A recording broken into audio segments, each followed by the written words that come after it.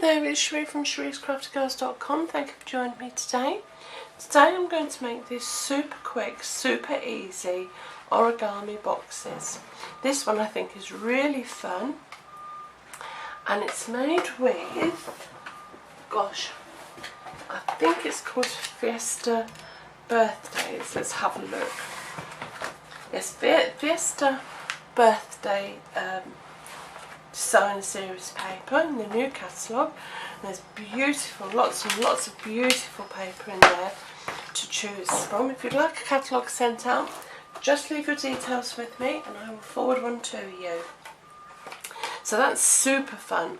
You can put lots of little things, especially if you're what's the game where you hit the donkey? Gosh, it's gone completely out of my head, but that would be super as little treat boxes for that party, wouldn't it? This one's a little bit more subtle, and what I've used here is I've used Peekaboo design cardstock, and I've used pumpkin pie ink, which is this one, which I think corresponds quite nicely. You could use the Peekaboo peach stamp set, that would be fine, but I wanted something with just a little bit more definition, and I used the stamp set touches of texture, and you get the two boxes in that collection, and I used this little flory here, and I also used the dragonfly, and that's a two, so that's really good value, isn't it? Two stamp sets there. So I'm going to use this beautiful one, which is from, I think it's something fruit salad or something like that. I can't even remember that one. Oh, my brain's gone dead. Let's have a quick peek again. Oh, my brain's completely gone. Let's have a look. Fruit stand. That's it, Fruit Stand Designer Series paper. Again, in the new catalogue, which is fantastic. And I think in this box you could put some little fruit pastels or some strawberry flavoured sweeties, which would be really, really nice and really refreshing. So this measures 12 inches by 8 inches. I'm taking your scoring board, and with a short side at the top, we're going to score at 3 inches and 5 inches, and then we're turning it round and we're going to score at 1.5. Oh, that's my bin men, sorry about that. 4.5, 7.5 and 10.5. And your next score line is a partial score line, and you're only going to come down to this first score line, and that's at 1.5 inch. No, that's at half an inch. So just come down to your bottom score line, flip your cardstock over, and you're going to come to 11.5 inches, but just to the first score line, so it's only a partial score. Okay, now I'm just going to flip it back and run my stylus over that one, because I like all my mountains and valleys to go the same way. So bringing in your bone folder, you are now going to just fold and burnish all your score lines, the full score lines. Ignore the partial one, because we'll do that later. So just to burnish all your score lines.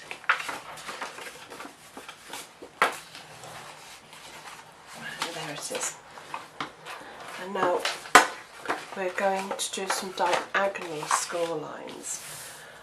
And I'll do it on this side because it's easier to see. So where you have your partial score lines, you're going to do the next 4 boxes inside of those.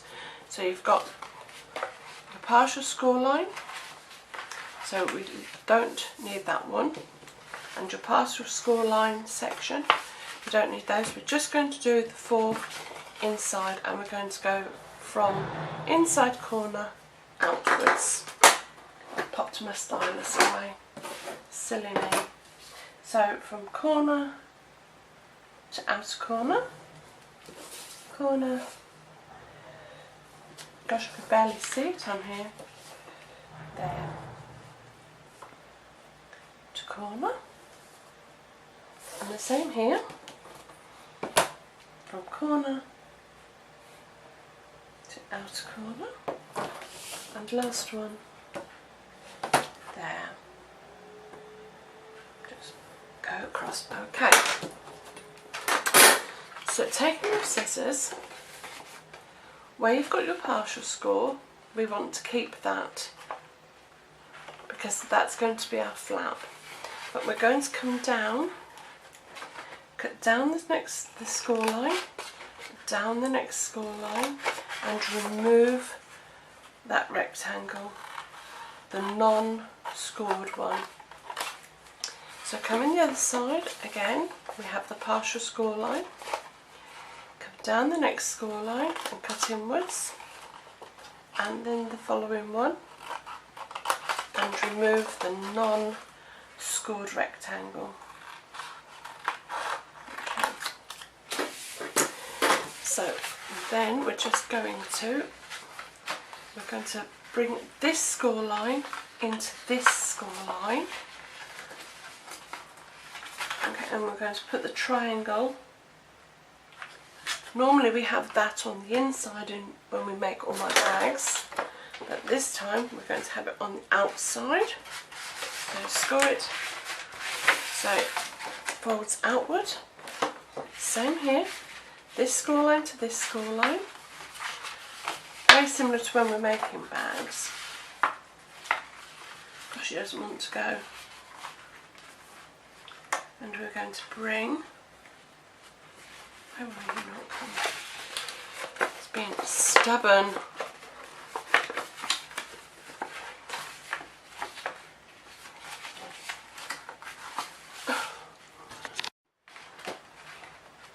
Okay, and score. So we do that all the way around. And bring in your two sides together and fold and burnish, and the last one, score line to score line, and fold and burnish. Now that looks quite strange, doesn't it? And I'm going to take these ones and fold, because that is your little fastening here. Same the other side, just make sure they're really scored. Now I tend to do this before I assemble the box because I just find it easier. So taking a handheld punch, and I use the biggest one, and I go, I don't know how well you can see this actually, I align the edge with the actual score line, and I go in as far as I possibly can and punch, making sure that it stays on that line, and do exactly the same the other side, making sure you've got the edge of the punch to the score line and as far in as you can, and punch, and the same this way. So align it and punch, same this side, align it and punch, and then we're just bringing the box up, bringing our sides in. It gets a bit fiddly here. The side that is got no edge on it, you bring in first, and then you bring in your next, the one that has the flap. And now is good, best time. I'm just going to use my glue dots to pop in your treats, like so. Bring the other side up again. Bring your side that hasn't got the flap on in first, then the one that has your tab. Pop down your sides and bring in your tabs. And there you have, I don't know what's going on here, I think my box perhaps is a little bit tall for it, but never mind, that's fine. And there you have your box, and you're just going to now simply tie a ribbon. And do you know what? I forgot to get some ribbon, so I'll just pop that down there. And I think we'll use, what colour will we use? We'll use some white. Oh no, I'll tell you what we're going to use. We'll use some baker's twine. That would be really nice, because they do some really nice thick baker's twine. And because it's strawberries, and they normally come in a punnet, I think we'll pop in some baker's twine. That would be fun. So popping that through your holes and around this way. It is a little bit fiddly, but I think it's really worth it. It's really pretty, and it is quick to make after all. No gluing or anything like that. So there's my pokey tool. Just poke it through because it's frayed a bit on the edge and I can't get it to come through. There we go. There we are.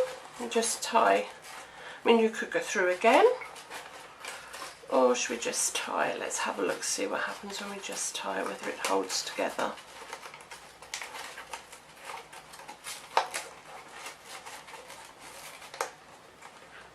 Yeah, that will be fine. Tie a little knot in your twine, hold it together. Yeah, that looks quite nice. Remove the excess,